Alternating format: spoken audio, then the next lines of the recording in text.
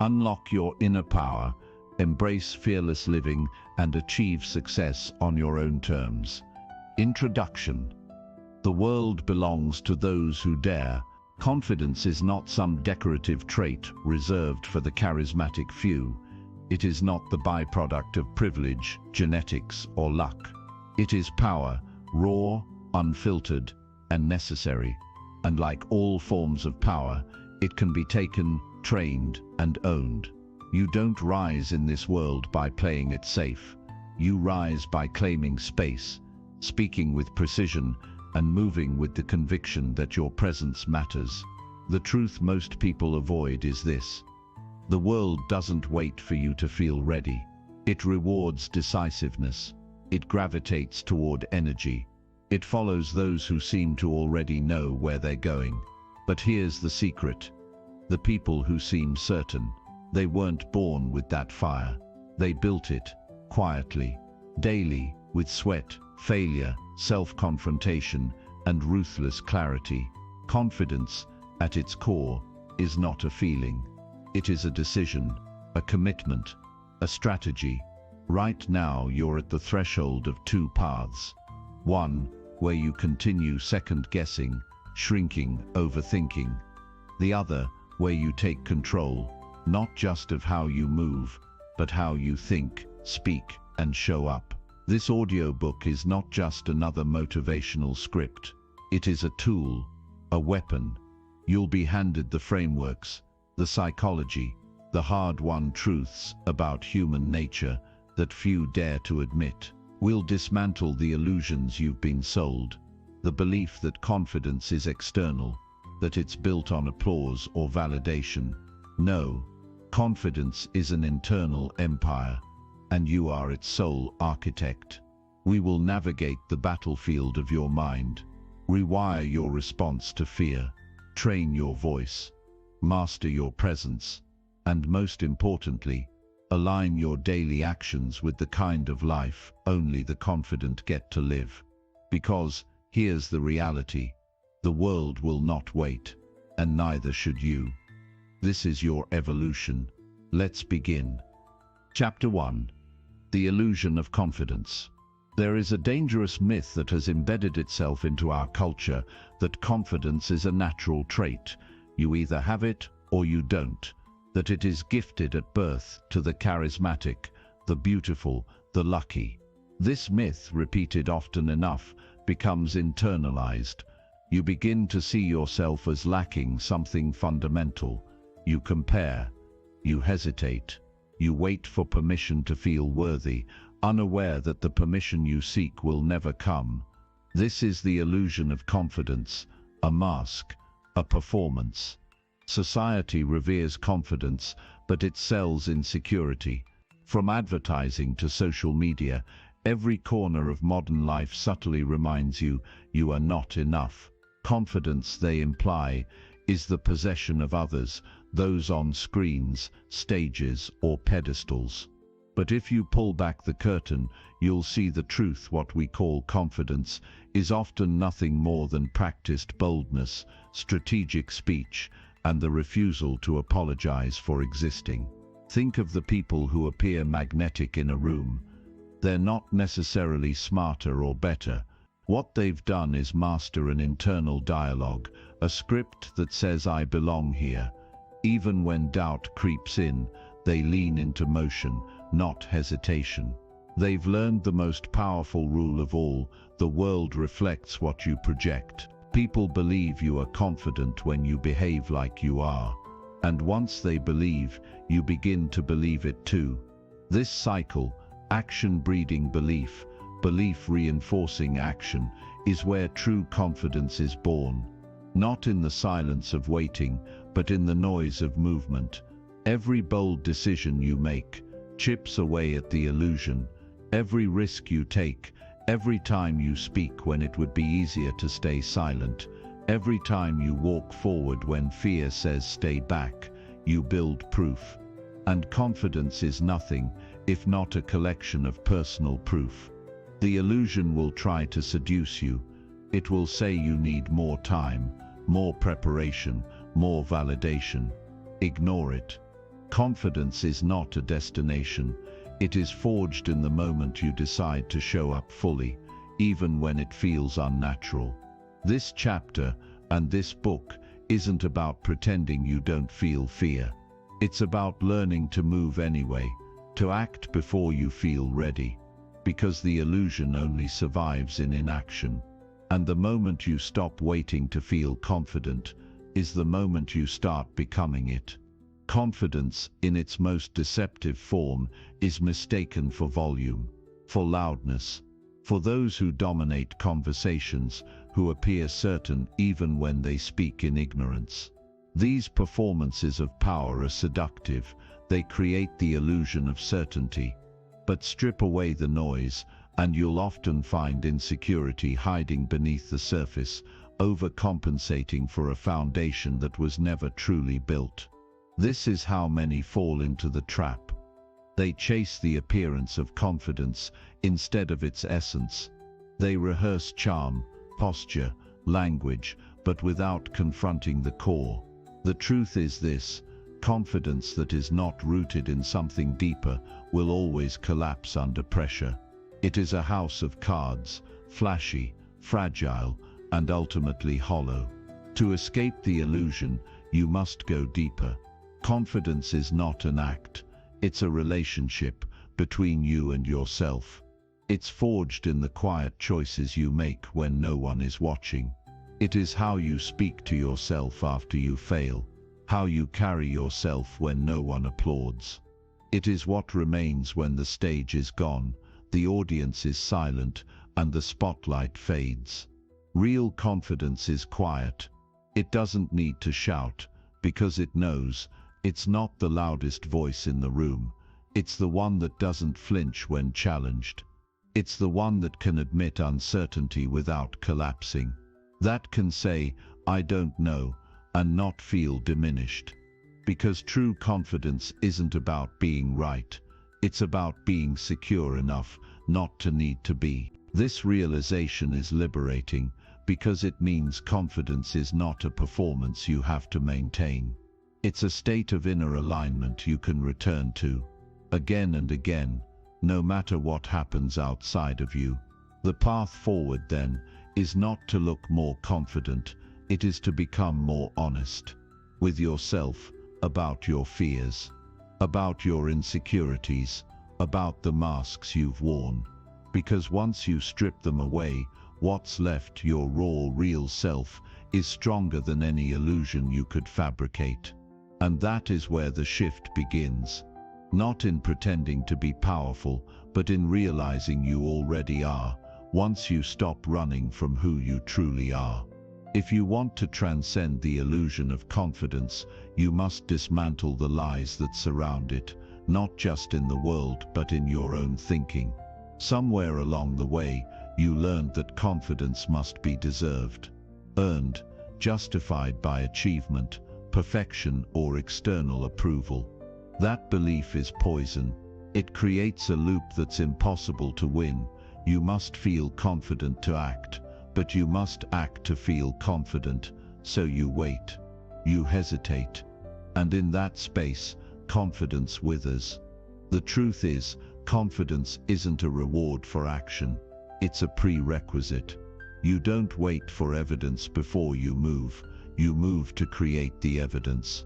Every bold action, every decisive moment, every time you stand firm in discomfort, becomes a deposit in the bank of your own belief. That belief, once consistent, becomes identity. And identity is power. Understand this: confidence is not the absence of fear, it is the mastery of your response to it. Every person you admire, every leader, artist or innovator you think has it, has felt fear. Many still do. The difference is, they do not bow to it. They act anyway. Confidence is not found in comfort, it is extracted from discomfort. It is the result of showing up when it's hard, when it's uncertain, when no one claps. You will never feel fully ready. And you don't need to. That's the breakthrough. Readiness is a myth sold by perfectionism. The real test is not whether you know you can succeed. The test is, can you move forward even when you're unsure? Can you trust your growth process more than your doubts? Can you commit to the path, not just the outcome? Because in the end, confidence is not about assurance. It is about acceptance, accepting that you will stumble, that not everyone will applaud, that fear may still whisper. But none of that matters if you refuse to yield. Let go of the illusion. Stop waiting for permission. You do not need to be chosen to choose yourself. You do not need to be validated to validate your path. You do not need to become perfect to be powerful. You simply need to begin. Chapter 2.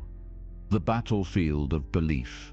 The greatest war you'll ever fight won't be with the world, it will be with your own mind.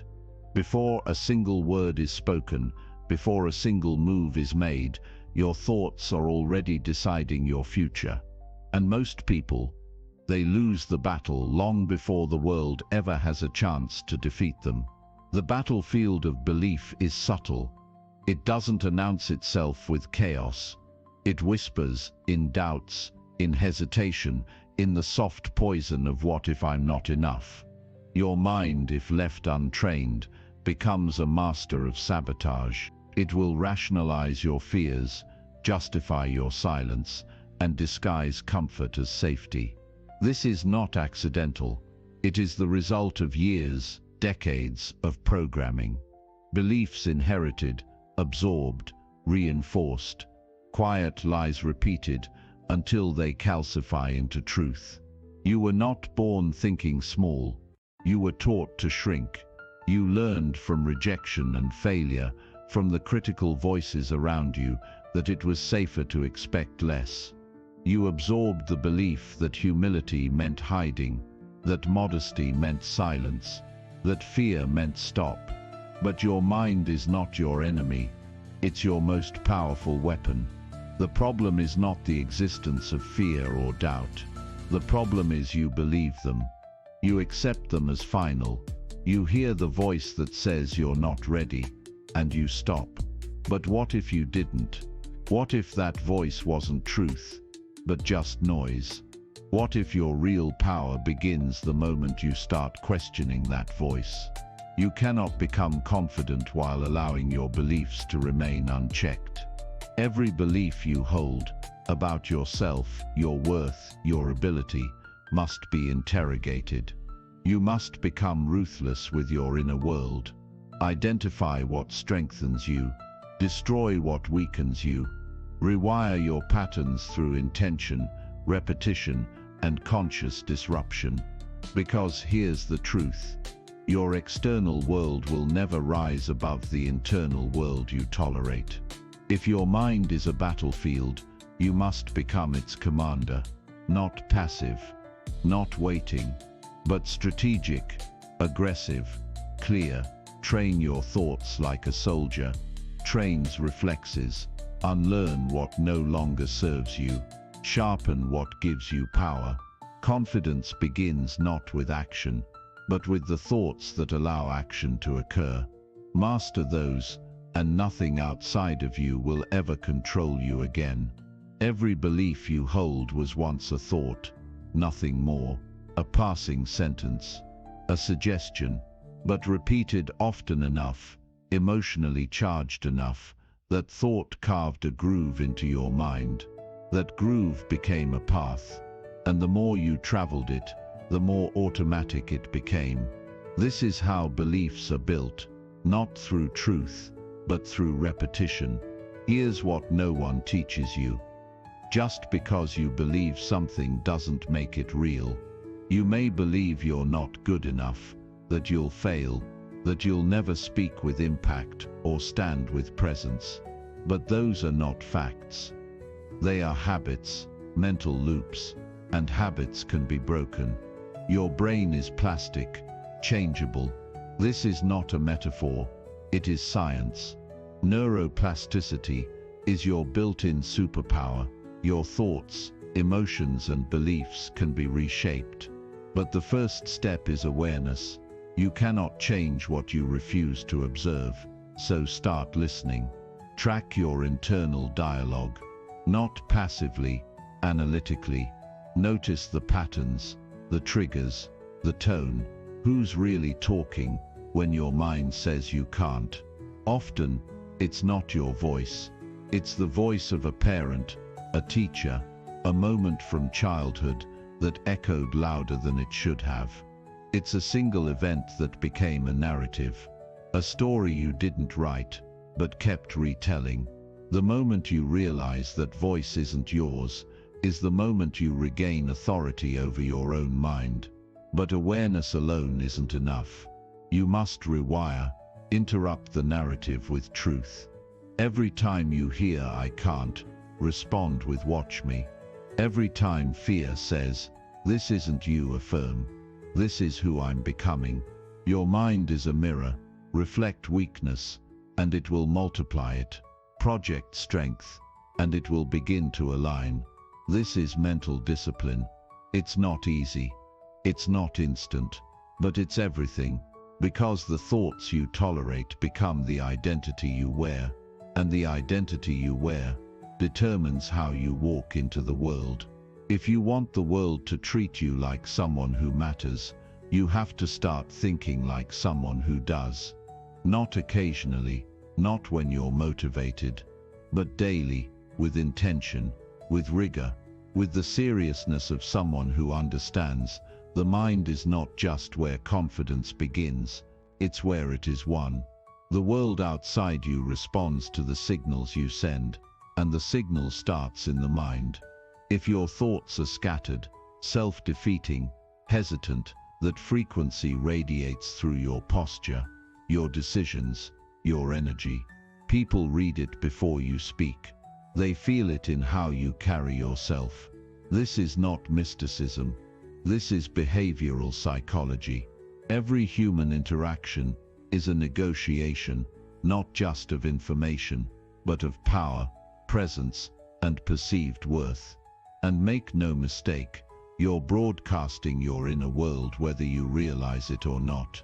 Confidence isn't loudness, it's alignment. It's when your beliefs, emotions, and actions all point in the same direction.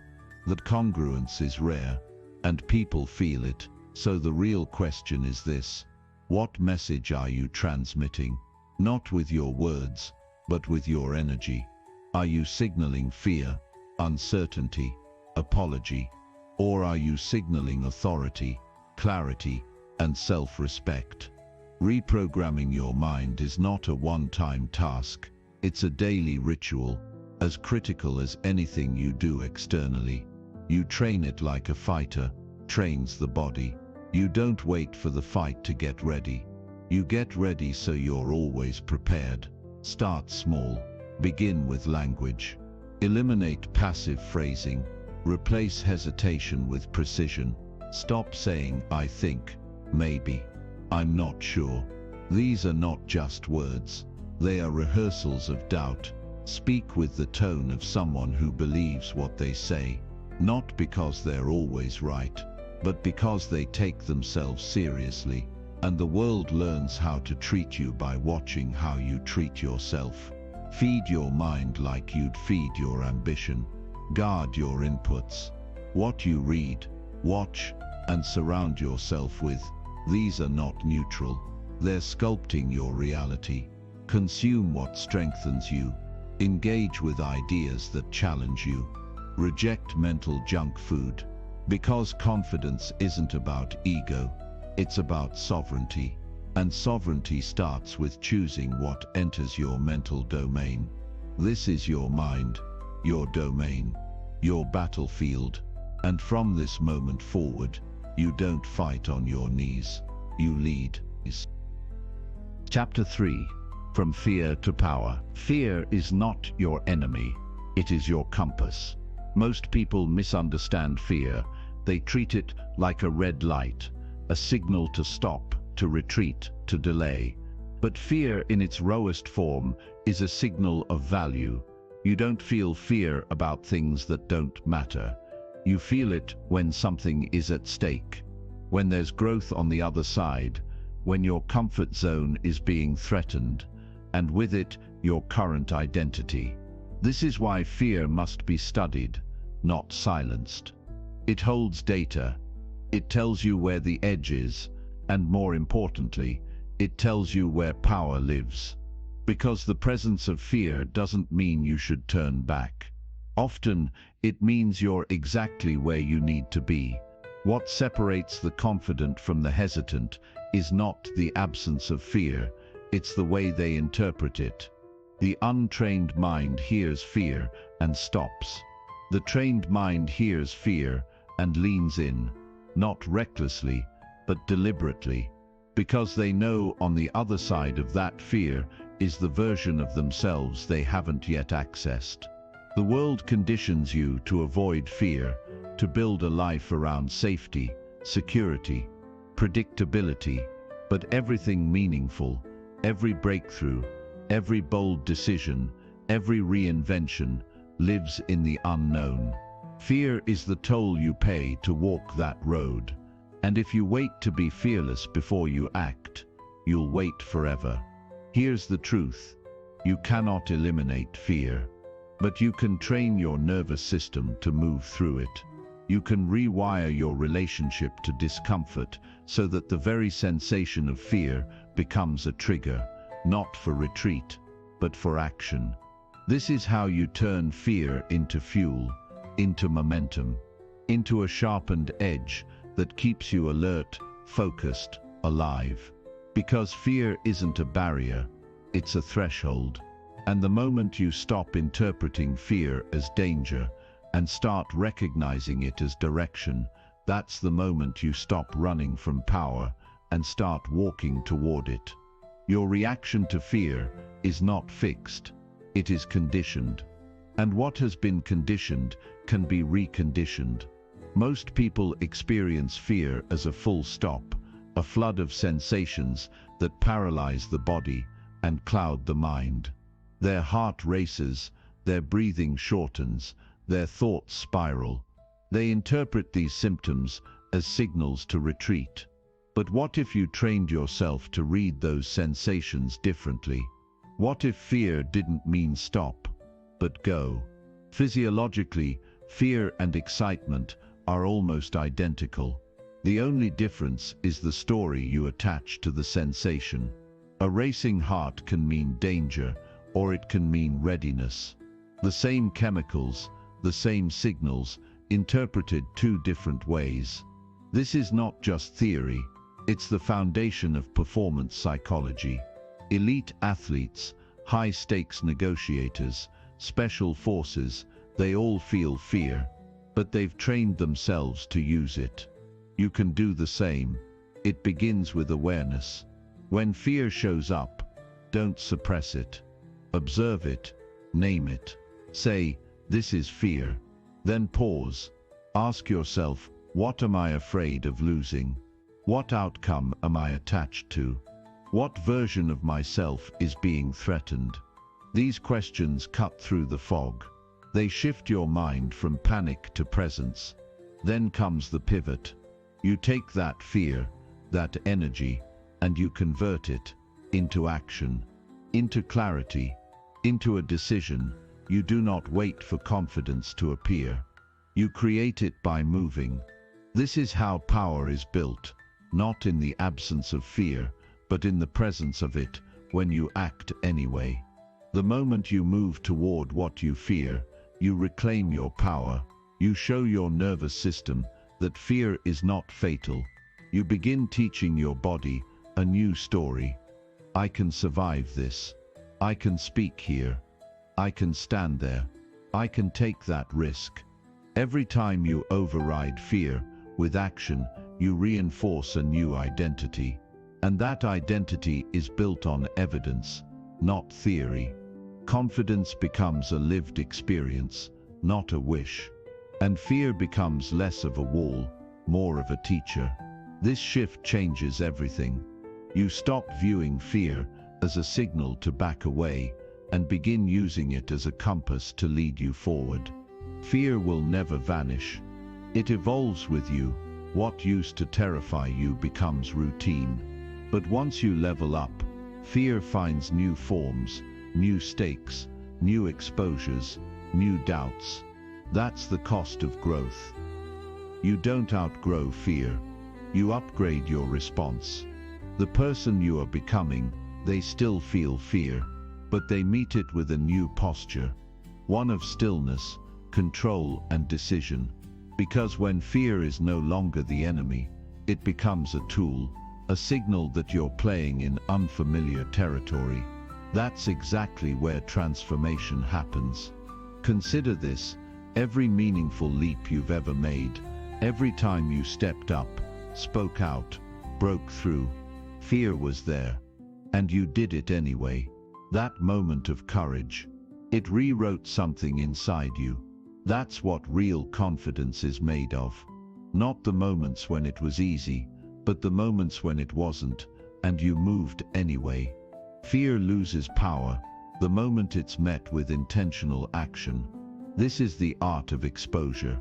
The more you walk into fear, the more you redefine what you believe you can handle. You stretch your limits, and over time, you discover that what once paralyzed you is now beneath you. But you must commit. Not once, not when it's convenient, but repeatedly, because fear will test you. It will disguise itself as logic, as timing, as responsibility. It will present compelling reasons to wait. And every time you believe it, you reinforce your own cage. Refuse to shrink. Fear will never stop knocking, but you can decide who answers the door. Let it find someone different than before. Someone who has trained. Someone who has decided. Someone who understands that fear is not weakness. It is fuel. Every day you have a choice to remain loyal to your fear, or to become loyal to your potential. One keeps you comfortable. The other keeps you powerful. And when you choose power, fear may still walk with you, but it no longer leads. Chapter 4. The Confidence Formula. Confidence is not magic. It's not mystique. And it's not a mystery. It's a formula, a set of ingredients you control, refined through action and reinforced by experience. Most people never discover this because they assume confidence must arrive spontaneously. They wait for it to land like lightning, a burst of inspiration or a moment of invincibility. But that moment rarely comes, so they stay stuck, thinking they're missing something special. Here's the truth. You're not missing anything. What you need isn't a feeling, it's a framework. Confidence is built through a system of three primary forces: competence, consistency, and self-respect.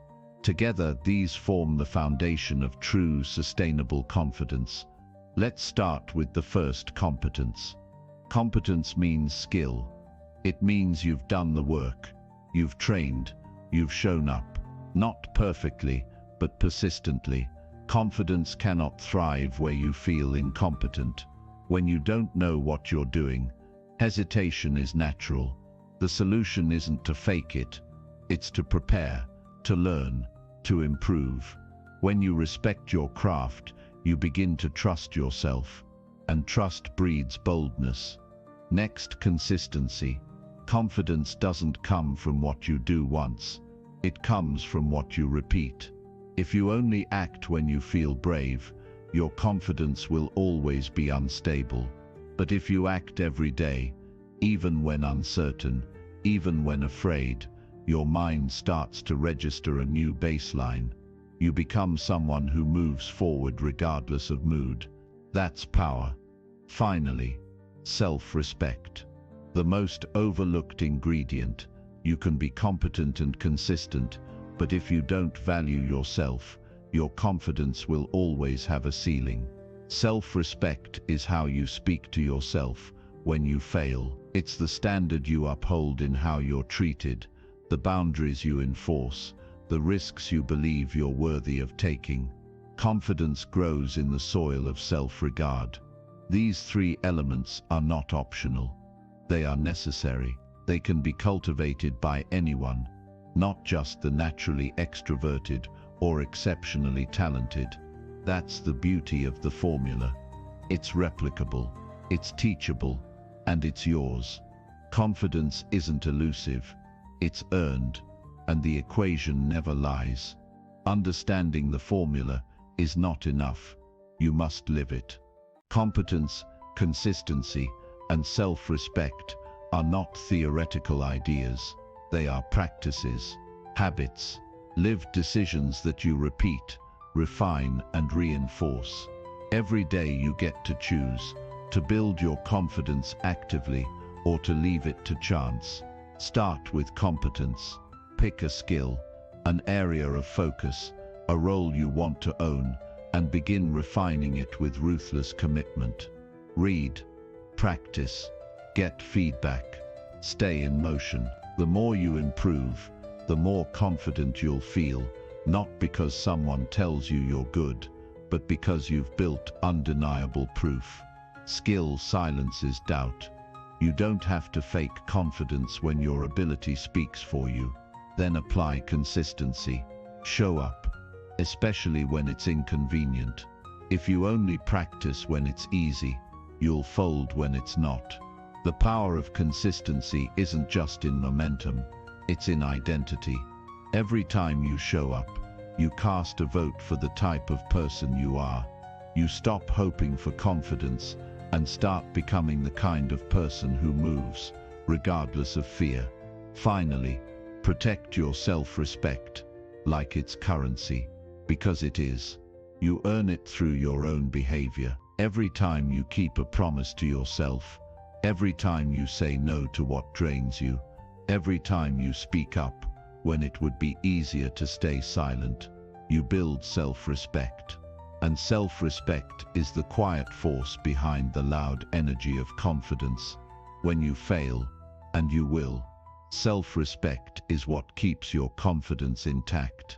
It tells you, this moment does not define me. It reminds you that mistakes are data, not identity. Without self-respect, you spiral. With it, you rise. These forces, competence, consistency, self-respect, do not operate in isolation. They feed each other. Skill builds belief. Repetition builds trust. Integrity builds identity. You reinforce your confidence through action, then back it with evidence. You don't need motivation to be confident. You need discipline. You need standards. You need clarity. The more structure you build, the less fragile your confidence becomes. It stops depending on moods and starts depending on movement. Confidence is not luck. It's not for the chosen. It's for the committed. Confidence does not come to those who wait. It comes to those who construct it, brick by brick, through their habits, their decisions, their standards. It is not found in mantras or mirrors. It is forged in how you move, how you recover, and how you refuse to negotiate with your potential. This is the great lie of the self-help industry, that confidence is something you can think your way into. But the mind doesn't believe what you tell it. It believes what you show it. You can repeat affirmations all day, but if your actions contradict them, your brain will default to the evidence. And confidence requires evidence. So give it that evidence. Every day. Not once a year. Not when you're in the mood. Every single day. Show yourself what you are. Reinforce it through motion. Train through repetition. Earn your own belief. This is not about perfection. It's about commitment. You don't need to be the best. You just need to become undeniable to yourself. That means showing up when it's hard. That means making decisions aligned with your growth, not your comfort. That means setting a standard for your life and holding to it, even when no one's watching. Because here's the truth. Confidence isn't what people see when you walk into a room. It's what you feel when you're alone with your choices. It's the knowledge that you are living in alignment with who you say you are. It's the calm that comes from knowing you are doing the work consistently, deliberately, honestly. Confidence doesn't mean you always feel great. It means you feel anchored, stable, grounded. You know who you are and who you're becoming, and you are acting accordingly. There is no shortcut, no hack, no external trick. But there is a formula. It's simple, it's powerful, and it works if you do. So take this truth forward. You are not missing anything. You do not need to wait. You are not broken, behind, or too late. You are ready. Start showing up like it. Chapter 5. Mastering Self-Talk and Inner Language. The most powerful voice in your life is the one you hear but no one else does, your own. Self-talk is the operating system of confidence. It runs silently, constantly, beneath every decision you make, every risk you take, every moment you hesitate or rise. And yet, most people have never been taught to hear it clearly, let alone master it. They live with a voice in their head that is untrained, unchecked, and often deeply unkind. The way you speak to yourself determines the way you show up in the world. If your inner voice is filled with doubt, criticism, sarcasm, or shame, you will move with hesitation. You will shrink, sabotage, and overcorrect. Not because you lack ability, but because your mind is planting resistance before you even begin. But here's the truth: self-talk is not permanent.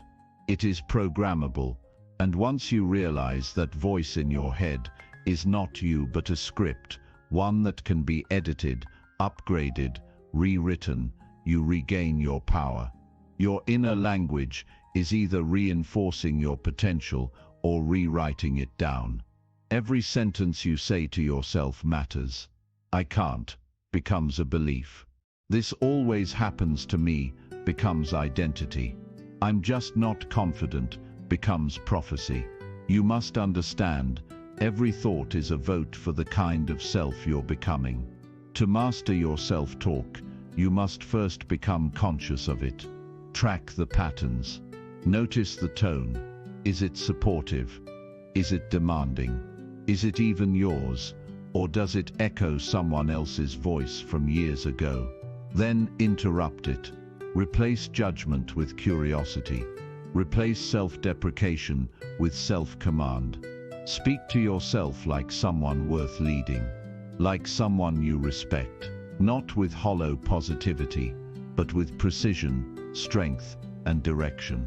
Your inner voice should not be your bully. It should be your coach, your strategist, your commander. It should remind you who you are when the world forgets. It should anchor you when fear rises. It should sharpen you, not shatter you. If you want to master confidence, master this voice first, because no matter what anyone else says, you are always listening to yourself. Words shape reality, and the words you use internally are not benign. They are architecture. Every thought you repeat becomes a structural beam in your identity. Over time, your self-talk becomes the lens through which you experience everything. Relationships, opportunity, failure, even yourself.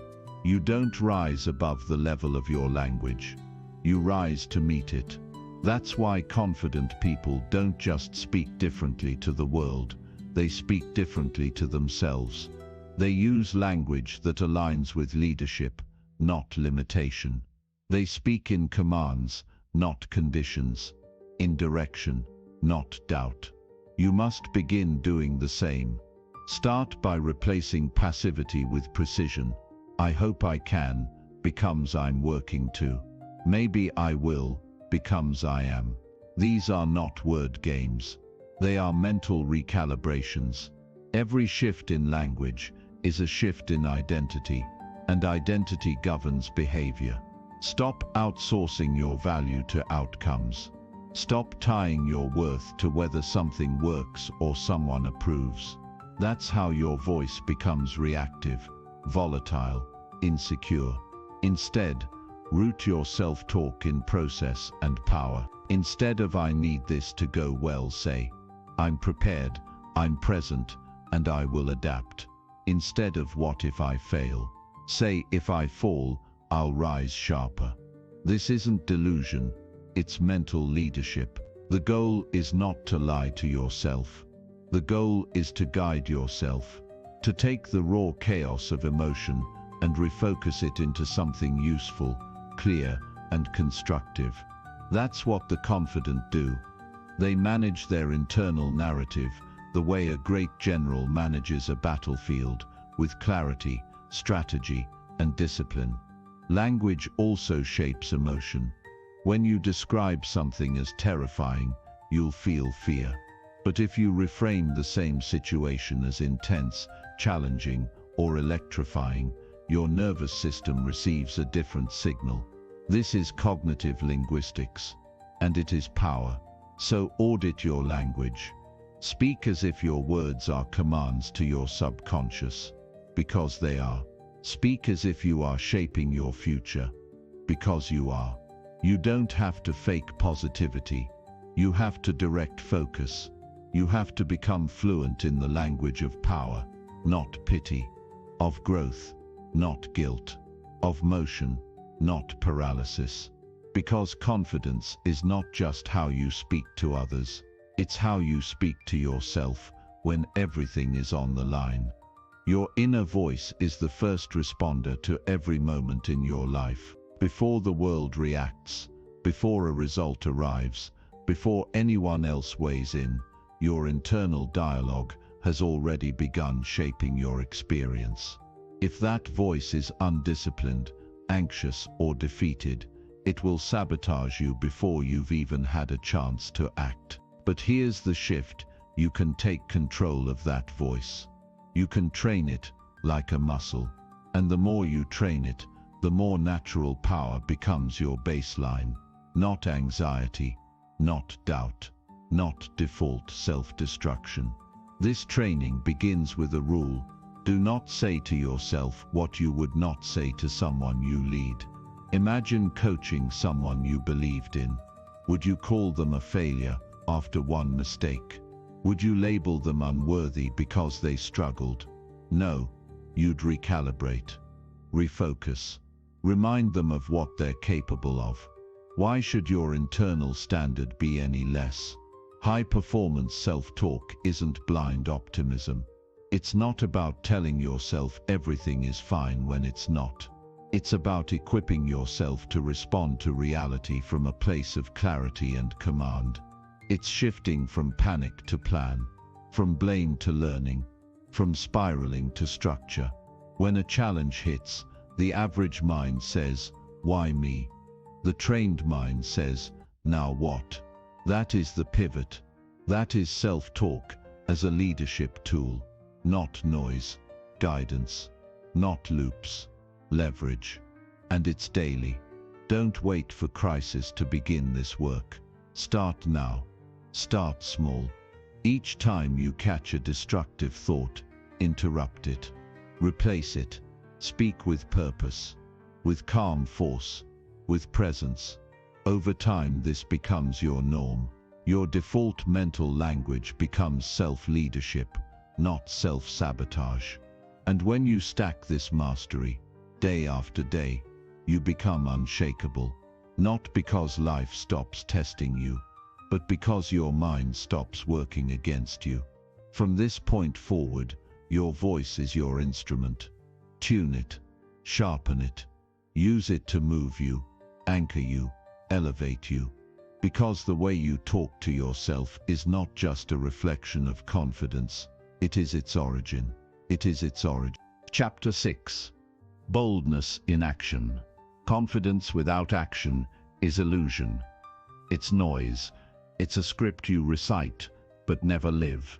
Real confidence is kinetic. It lives in motion, in decisions, in the willingness to act before perfection, before permission, before the fear has fully quieted. Boldness is not arrogance. It's not recklessness. It's alignment in motion. It's the choice to move, speak, create, lead, even when uncertainty is present, especially when it is. Because boldness isn't the absence of hesitation, it's the refusal to be controlled by it. You cannot think your way into confidence. You must behave your way into it. Action is the only language your nervous system fully understands. You can journal, visualize, meditate, and all of that has value. But until you act, your mind has no proof that you're serious. Action is the final argument, the proof that your growth matters more than your comfort.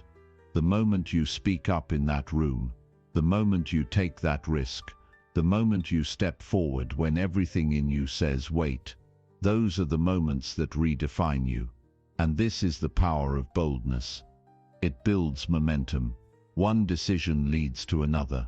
One leap makes the next less terrifying. And soon your identity begins to shift from the one who waits to the one who moves. But let's be clear, boldness is a practice. It's not natural. It must be cultivated. At first it will feel unnatural. Your voice may shake, your timing may falter. You'll overthink, over-prepare, over-analyze. That's fine, that's normal. What matters is that you do it anyway, that you override the reflex to retreat, that you build a pattern of movement. Start small but be deliberate. Speak when you'd usually stay silent. Volunteer when you'd usually hold back. Raise your standards in small interactions. Ask for what you want without apology. Take the shot when your brain whispers, "Not now." Every one of those acts, however minor, is a brick in your boldness. You are not born bold. You become bold, and you become bold by choosing action, not just once, but again and again, until it becomes who you are. Boldness isn't about big gestures. It's about relentless permission. The permission you give yourself to move before certainty, to speak before perfect wording, to lead before anyone claps. The world doesn't reward the most qualified. It rewards the most visible, the most consistent, the ones who step forward while others are still planning. That's the truth most people don't want to hear, because it's easier to believe success is about credentials or connections. But often it's about boldness, not once, but repeatedly. So how do you make boldness repeatable? You make it part of your identity, and identity is shaped by standards. Set a standard that says, "I don't freeze when it matters. I speak, I act, I risk." Not because it always works out, but because I refuse to be ruled by hesitation. That is the mindset of someone who commands space in the world, not with ego but with presence. And this begins with preparation. Boldness does not mean improvising recklessly. It means preparing deeply, so you can move freely. The more grounded your preparation, the more fluid your action. Confidence without knowledge is fragile, but boldness built on readiness, that's unstoppable. Don't wait for the room to open. Walk in like it's yours. Don't wait for consensus. Lead. Don't wait for fear to disappear. Bring it with you. The more you move with fear, the quieter it becomes. Because boldness is louder, more practiced, more familiar. That's the secret. You make boldness louder than the fear. But remember, boldness isn't about domination. It's about self-permission. It's the belief that you have a right to exist fully, to take up space, to take your shot, to demand more from yourself, from the moment, from your life. And this belief must be fed daily. Boldness is not something you do. It's someone you become. It's in how you walk, how you enter a room, how you speak your ideas, how you refuse to shrink in conversations that matter. Every act of boldness is a vote, a statement, a shift in trajectory. It builds memory. muscle, movement. Over time, boldness stops being something you try and becomes something you are. You don't become bold by thinking about it. You become bold by accumulating moments that prove to yourself, I am not the type who hesitates. That proof stacks. And eventually you stop questioning whether boldness is in you. You know it is, because you've built it. But here's the catch. The world won't always reward your boldness right away. Sometimes it will ignore it. Sometimes it will resist it. And that's when most people retreat. They confuse silence with rejection, discomfort with failure. But boldness isn't about instant validation. It's about long-term positioning. Every time you speak when it's inconvenient, act when it's risky, stand firm when it's unpopular, you are positioning yourself. You're training the world to respond to you differently. You're shifting from background to presence, from tolerated to respected. And respect, real respect, is earned not by being agreeable, but by being undeniable. Boldness doesn't mean you never question yourself. It means you no longer obey that doubt. It means you understand that fear is not a reason, it's just a reflex. And you've learned to breathe through that reflex without letting it dictate your behavior. So how do you build a bold life? You make boldness a standard, not a spike. Not something you do only when inspired, but something you demand from yourself regardless of mood. You make it part of your process, part of your walk, your talk, your choices.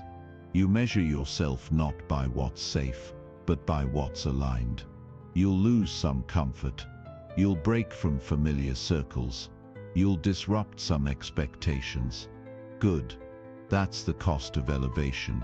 The world bends to those who step into it with intention, not apology. Boldness isn't volume. It isn't aggression. It's certainty in motion. And that certainty becomes magnetic, because most people are still waiting for a green light that only they can give themselves.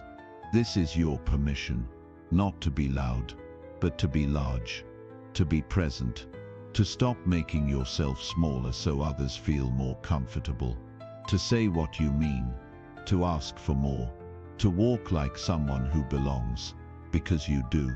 From this moment on, let your life be a pattern of forward motion. Let your actions say, without hesitation, I do not wait, I move. Chapter 7. The backbone of confidence. Confidence without resilience is a costume. It looks powerful, but it shatters under pressure. Real confidence, the kind that lasts, the kind that grows stronger under stress, is built on resilience. Not toughness, not coldness, but the capacity to bend without breaking, to fall and still rise, to absorb impact and keep moving forward with purpose. Resilience is not about never falling, it's about never staying down. You will be tested. Life does not hand out confidence for free. It demands trials, challenges, losses. These aren't obstacles to your growth. They are the growth.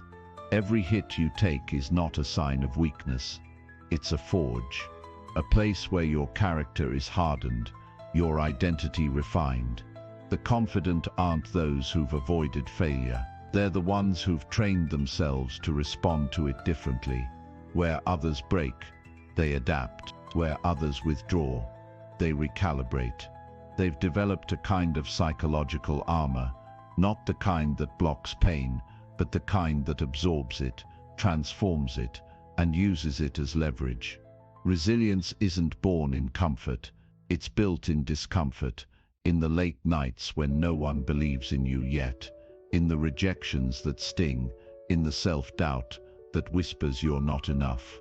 It's in how you respond when you get no applause, when nothing works for weeks, months, even years, when the path forward is murky, but you walk anyway. This is the backbone of confidence, the refusal to be defined by defeat, the decision to keep showing up, not with blind hope, but with earned grit. And this is the turning point, understanding that pain is not the enemy. It's a teacher. It reveals what you value. It shows you what needs strengthening. It strips away illusions and forces you to evolve.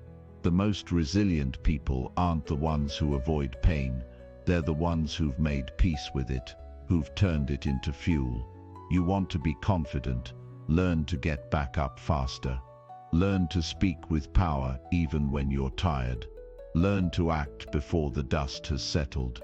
Learn to keep your standard, not just when it's easy, but especially when it's not. Because confidence is not about what you can do when things go right. It's about who you become when everything goes wrong, and you refuse to disappear. Resilience is a discipline. It is not reserved for the naturally strong. It is earned through choice, through repetition, through refusal to collapse under weight. It is a skill you can build the same way you build strength, by increasing the load and learning to carry it. You don't train resilience in moments of ease. You train it when the pressure spikes, when the outcome slips, when the room is silent and the voice of doubt grows louder. That's where resilience is either born or broken. And here's the truth. Most people aren't lacking opportunity. They're lacking resilience. They start with fire, but when the friction hits, when the world doesn't applaud, when their plan gets punched, they stop. They retreat. They make pain mean something is wrong, when in reality it means you're getting close. Confidence survives where resilience lives. The stronger your resilience, the more pressure you can withstand, and the more pressure you can withstand, the more consistently you can act. This is how the confident separate from the average, not in what they feel, but in what they endure. But resilience isn't about pushing endlessly. It's not burnout disguised as ambition. It's strategic. It's knowing when to pause, but never quit. It's knowing how to pivot, but never shrink. It's the inner agreement that says this is hard, and I do hard things. To build it, you must stop avoiding discomfort. You must stop interpreting struggle as failure. You must start using every challenge as a mirror. What is this trying to teach me? What's the muscle here that needs development? This is not positivity, it's precision. It's training your mind to respond to adversity with awareness and direction, not panic. You also protect resilience by guarding your narrative. When something goes wrong, don't turn it into a story about your worth. Don't tie a temporary result to a permanent identity. Instead, ask what's next. That question is the heartbeat of resilience. It keeps you in motion when everything around you tempts you to freeze. Confidence is not built in a straight line. It's carved out of resistance. And every time you choose to stay standing, to keep moving, to keep trusting, you prove to yourself that you are no longer fragile. You're forged. Every time life hits you, it asks a question: will this stop you, or will this shape you? The resilient answer without hesitation.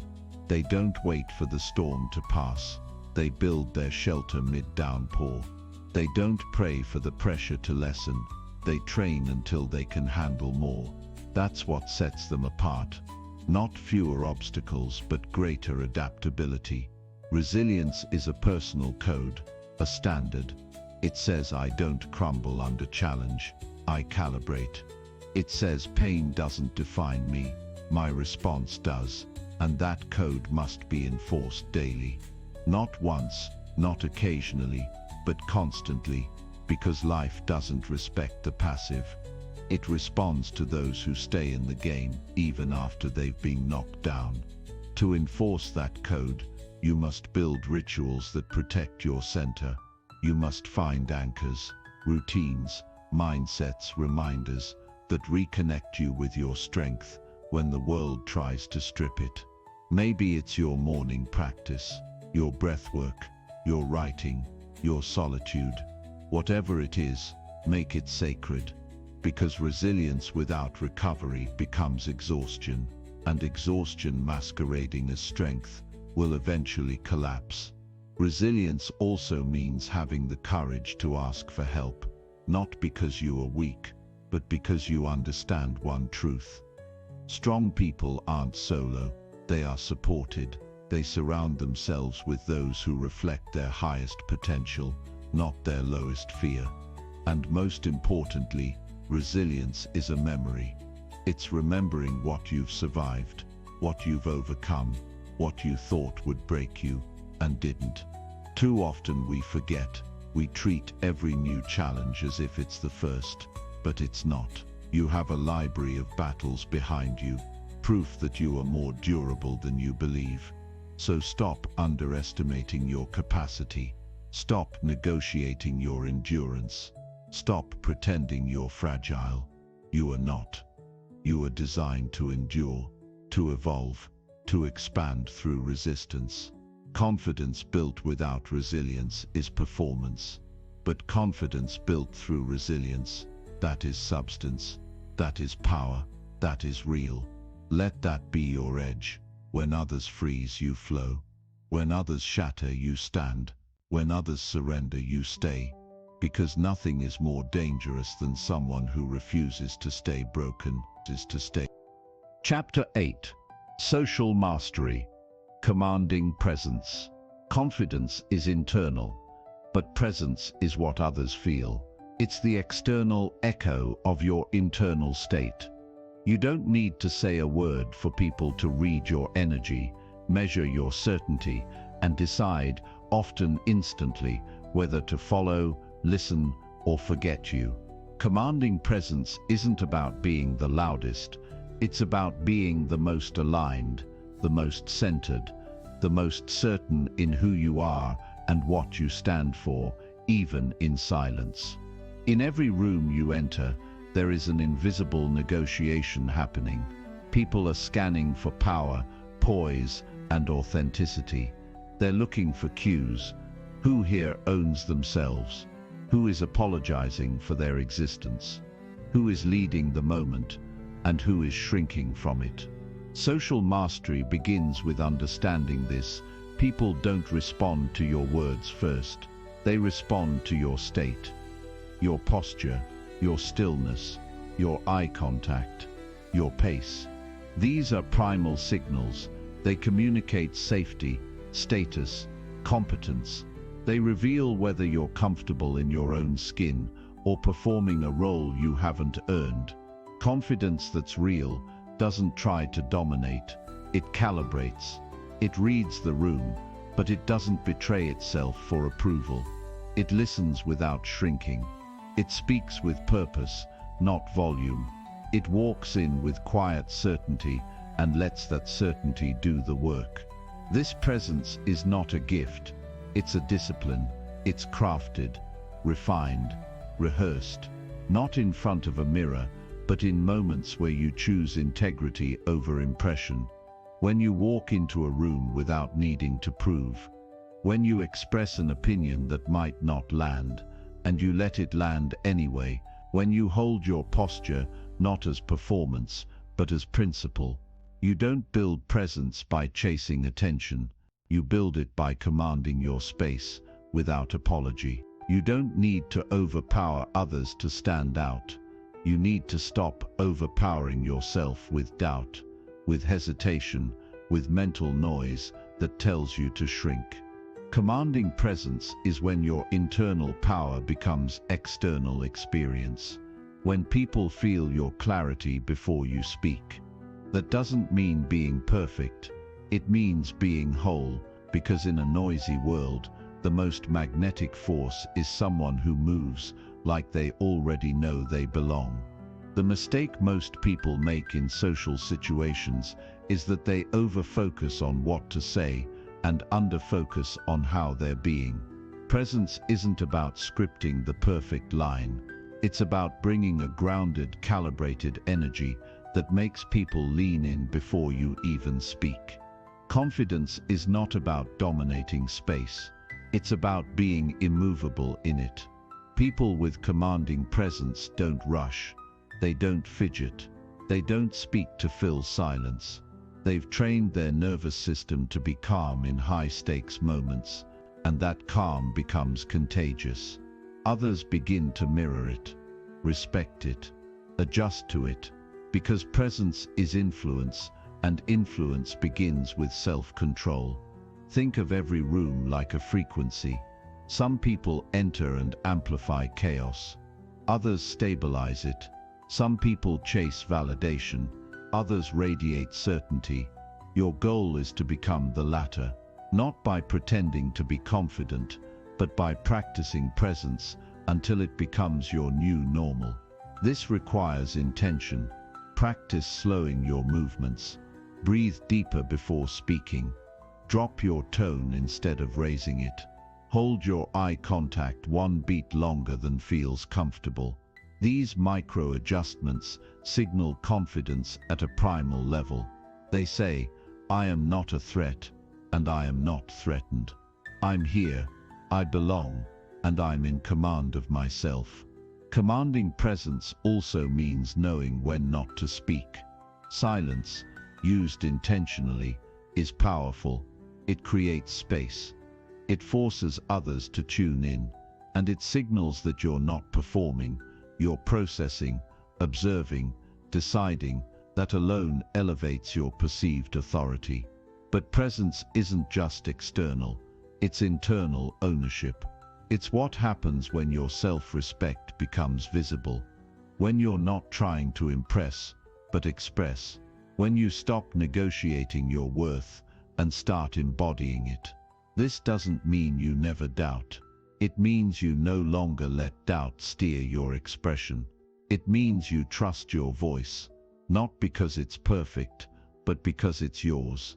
And people trust those who trust themselves. Presence is not volume, it's clarity. It's not charisma, it's congruence. The more aligned you are inside, the more magnetic you become outside. So stop asking if you're saying the right thing. Start asking, am I being someone others want to follow? Presence is power, but it isn't posture, it's principle. It's not something you turn on for meetings, dates, interviews, or stages. It's something you live.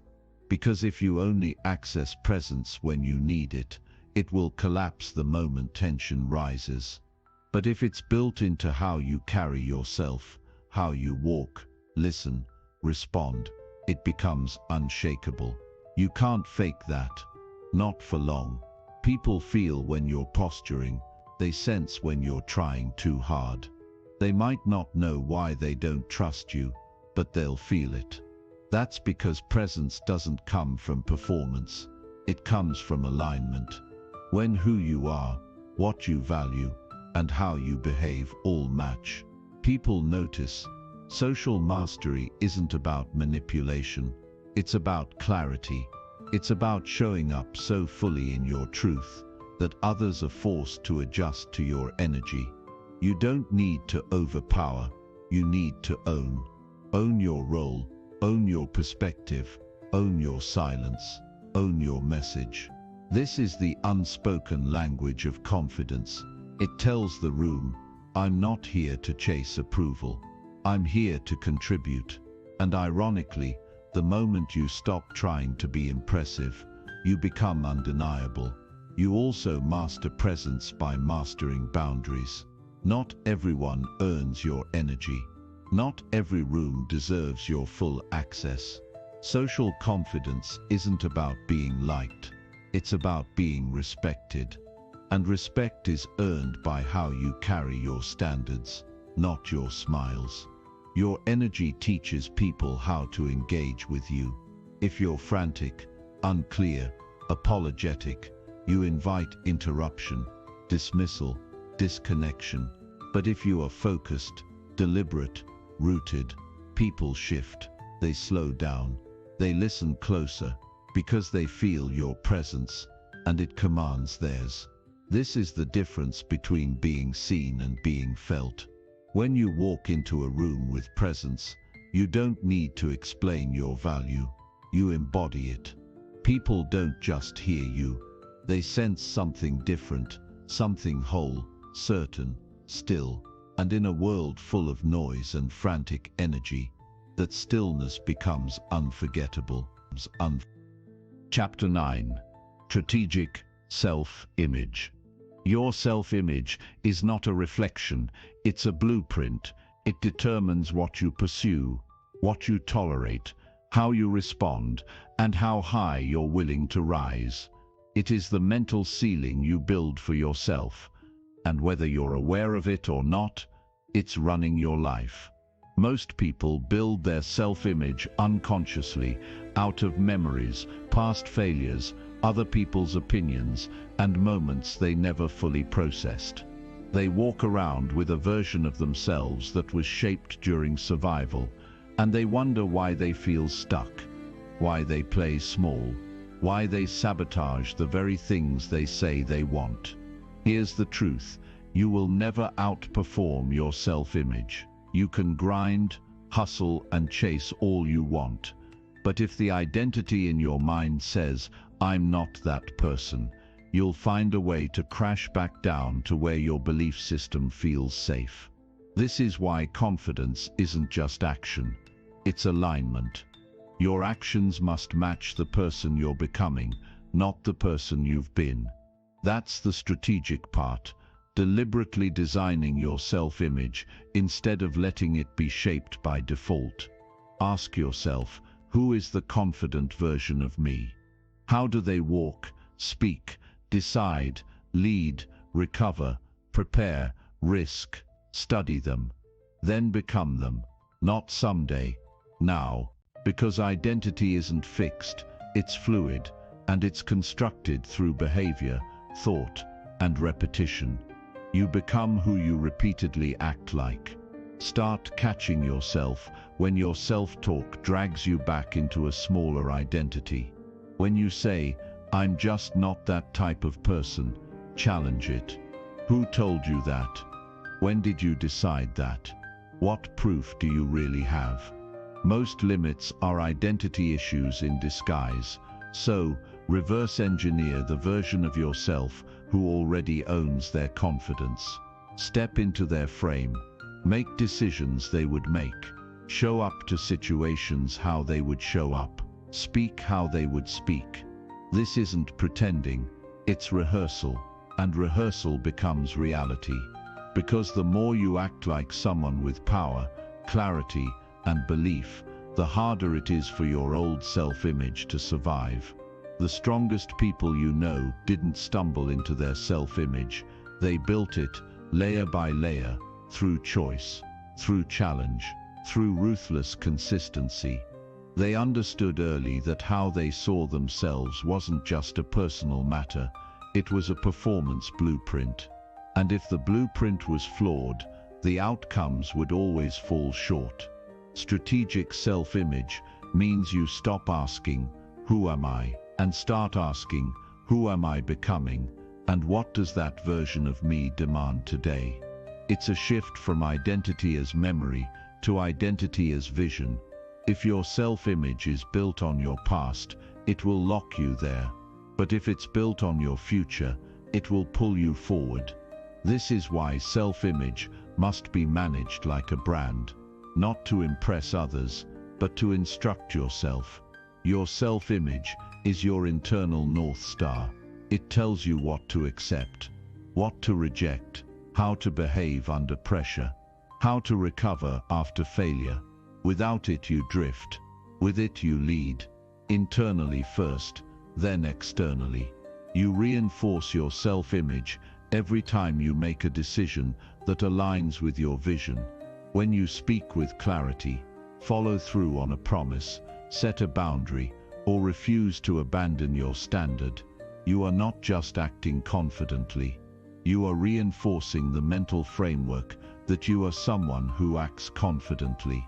This is how self-respect becomes structural, not a feeling, but a set of rules. And the more consistently you follow those rules, the more natural confidence feels, not because you're pretending, but because your behavior finally matches your internal narrative. And yes, the old image will fight back.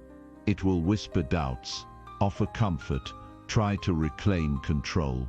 But you don't argue with the old self, you outbehave it, you starve it with new evidence, with new movement, with new conversations, choices and standards. You make the old self-image irrelevant by building a new one that commands more from you and gives more to the world. Confidence is not just what you do, it's who you've decided you are. And the moment that decision becomes non-negotiable, so does your growth. At every level of growth, you will be forced to ask, does my current self-image support where I'm going, or is it sabotaging me from the inside out? Because self-image isn't static, it either evolves or erodes. It adapts to new standards or clings to old limitations, and if you don't upgrade it with intention, it will pull you back to a version of yourself that's easier to recognize, but harder to respect. You don't get to the next level of your life by behaving like the current version of you.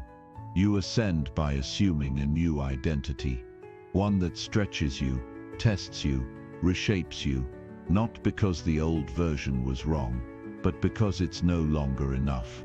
Strategic self-image means you don't leave your identity to chance. You refine it like a blueprint. You reinforce it through language, posture, practice, and who you allow into your world. It's not ego, it's architecture. Because when your self-image is clear and elevated, your behavior organizes itself around it. You stop negotiating with doubt. You stop arguing with fear. You simply ask, does this align with who I am becoming?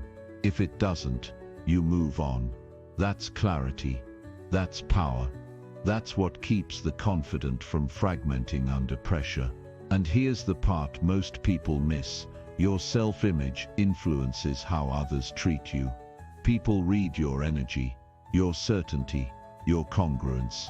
If you show up internally split, craving approval while hiding, they'll sense it. But if you walk in with ownership, with self-alignment, with that unspoken energy of I know who I am, the room adjusts to you. This isn't arrogance, it's authority. Self-authored, self-enforced. From this moment forward, let your self-image become your leadership. Let it decide what you tolerate, how you speak, how you recover, how you rise. Let it be a mirror you are proud to reflect, and a standard you are willing to defend. Because when your self-image is engineered with precision, everything else becomes execution. Chapter 10. The Final Leap. Fearless doesn't mean you feel no fear. It means fear no longer controls the terms of your life. It means your decisions are no longer negotiated by doubt. Your movements are no longer dictated by anxiety. Your voice is no longer filtered through insecurity.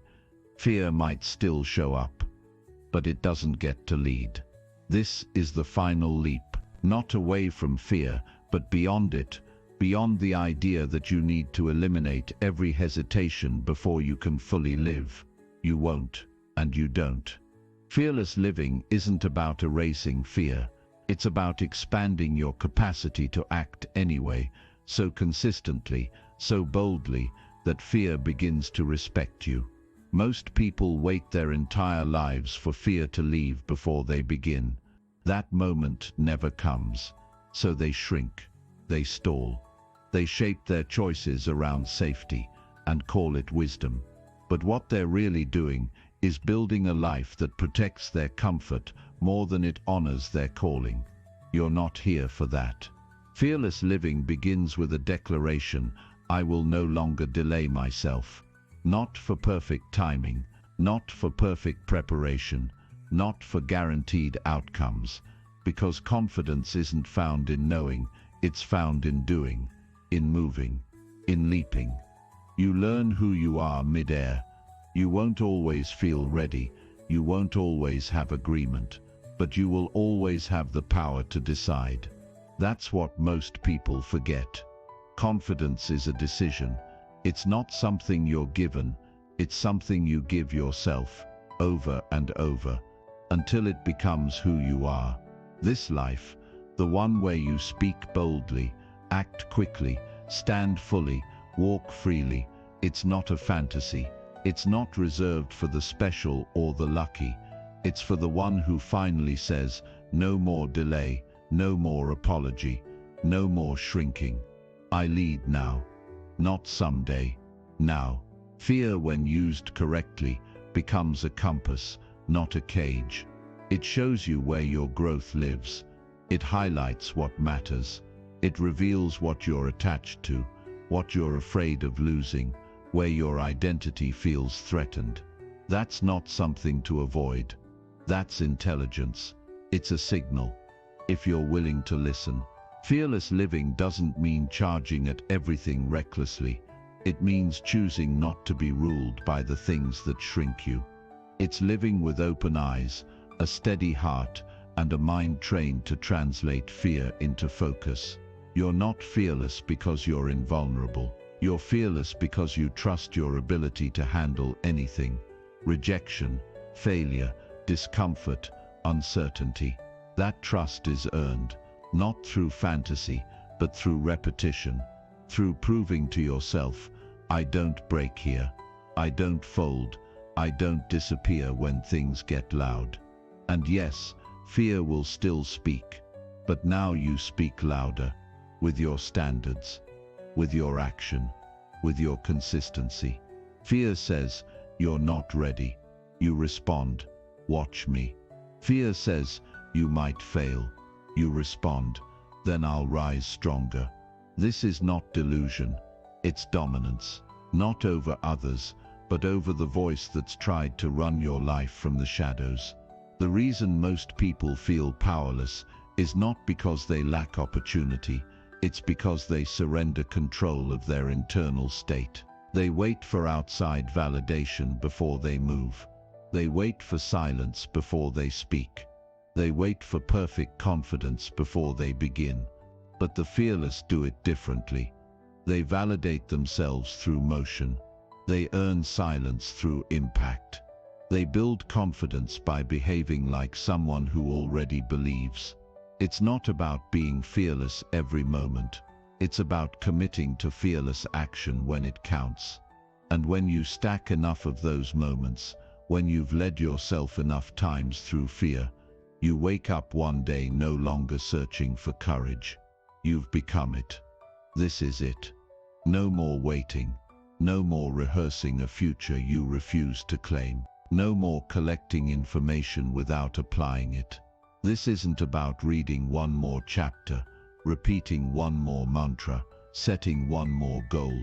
This is about execution, movement, forward motion. Now, you've seen the patterns, you've seen the lies, that confidence is rare, that you must earn it through perfection, that fear disqualifies you from boldness. You know better now. Confidence is built, rebuilt, reinforced, daily, through decisions, through resilience, through alignment with the highest, most unshakable version of yourself. That version, it's not in the distance, it's here, waiting for you to act in its name. You don't need anyone to crown you. You don't need a title, a platform, or applause. You need only one thing. A final decision to stop playing beneath your potential, to stop asking for permission to be powerful, to stop living as if fear is your leader instead of your companion, because here's what no one tells you. The fearless are not superhuman. They are simply done negotiating with fear. They are done living as a version of themselves that fits comfortably within others' expectations. They are done pretending that hesitation is wisdom. Fearless living is radical honesty with yourself, with your decisions, with the way you walk into every room, every day, every challenge. It's no longer about what you feel. It's about what you do in the presence of those feelings. So ask yourself, not tomorrow, not next week, but right now, what would the most powerful version of me do next? Then do it, without delay. without apology, without shrinking back into the shell of a self you've already outgrown. This is your moment, not because it's perfect, but because you're ready. Confidence is no longer a concept for you. It's a command, a way of life, a standard too high for excuses, too clear for confusion, too strong to be shaken. You don't wait to be fearless. You live like you already are, and from this point on, that's exactly what you do. Conclusion. This is your moment. Confidence is not something you chase. It's something you choose. Again and again, every day you wake up, you are given the same question: who will lead your life today, fear or power? This book wasn't about giving you hype. It was about handing you tools, perspectives, truths, the kind that don't fade with time, but grow stronger as you use them. You now know that confidence is not a gift. It is not inherited. It is not reserved for the loud, the perfect, or the lucky. It is built, layer by layer, in the thoughts you choose, the words you speak, the boundaries you set, the actions you take when no one's watching. It is forged in motion, not waiting, in decision, not delay. You've walked through illusion. You've rewritten internal scripts. You've learned to master fear, reframe failure, and show up as the version of yourself that no longer asks for permission to lead. But don't stop here. This is not the end of your journey. It's the ignition of your next chapter.